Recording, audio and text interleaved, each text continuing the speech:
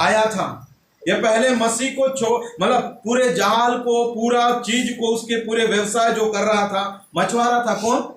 पतरस। ये सारे काम को छोड़कर किसके पीछे भागा था? यीशु के पीछे भागा था। लेकिन यीशु को क्रूस में चढ़ाया, उसके बाद वो क्या सोचा? हमारा गुरु चला गया, अब हम क्या करें बोलकर वो फिर से अपने पुराना काम धंधे में लग गया था। उस वक्त ये सारे बात हुआ। हालेलुया। मैं बताऊं, परमेश्वर को छोड़कर आप कितने भी कोशिश करो कुछ पाने के लिए, आप कभी भी सफल नहीं हो सकते। हालेलुया। देखिए उसने कितना किया, पूरे रात मेहनत किया, लेकिन एक भी मछली नहीं पकड़ पाया। और यही पतरस को मैं बता दूं, जब मसीह में रहकर जब चलने लगा, यही अनपढ़ पतरस ये प्रचार के द्वारा 3000 लोग क्या हो गए? परमेश्वर को ग्रहण किए। ये कब होता है? जब मसीह उनके साथ रहता है। इसलिए मैंने कहा सफलता और असफलता हमारे ऊपर है। यहां पर देखिए अभी क्या हुआ, मछली पकड़ रहा था, नहीं पकड़ा एक भी। तो यीशु ने उस वक्त आया, यीशु उस परिस्थिति में आया जब वो किनारे में आ गया था और जाल को सुधार रहा था, मतलब रखने के लिए। रात भर पकड़ा, कुछ नहीं मिला, अब मैं जाकर घर में आराम करूंगा, ये सोचकर वो जाल को धो रहा था। इस वक्त में यीशु आया। हालेलुया। और उसको एक बात कहता है, हे पतरस, अपने जाल पकड़ और गहरे जगह में चले जा और उस जगह पर क्या कर? अपने जाल को बिछा। वो बोल सकता था, प्रभु मैं पूरे रात क्या किया था? मेहनत किया, पूरा मैं अपना शक्ति लगा दिया, पूरा अनुभव लगा दिया, मैंने पूरा कोशिश किया खुदा, कुछ नहीं मिला, अब क्या होगा?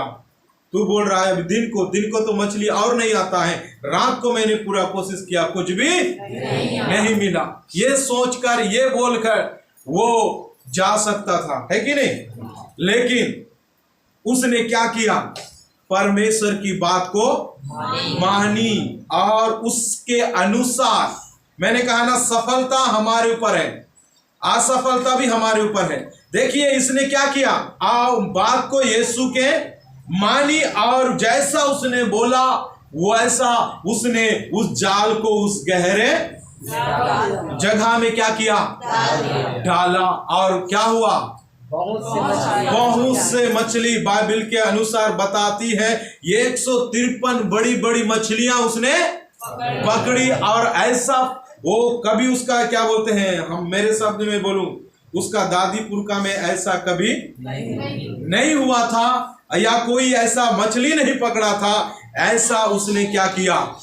मछली को पकड़ा। ये कब हुआ? जब उसने उसकी बात को मानी। हालेलुया। हाँ मेरे प्रियो, अब जब कुछ भी हो, ऐसा नहीं कि छोटा हो या बड़ा हो, हम सोचते हैं बड़े बोलेगा तभी, या कुछ बड़ा बात को कहेगा तभी हम मानेंगे, तभी होगा। नहीं मेरे प्रियो, कुछ भी यीशु जब बोलता है ना, हम उसको ध्यान देना है। वो कभी भी आपके क्या बोलते हैं, घाटा के लिए, आपके हानि के लिए नहीं बोलता, वो आपके लाभ के लिए बोलता है। तो हम उसको क्या करना चाहिए? मानना चाहिए।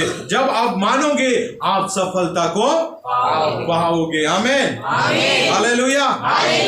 उसके लिए हमको क्या करना है? मानना है, उसके बात का पालन करना है, उसी में ही हमारा सफलता है।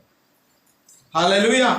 इसलिए जब भी कुछ कहता है यीशु, तो हम उसको कभी भी इनकार नहीं करें, चाहे वो छोटा हो या बड़ा हो।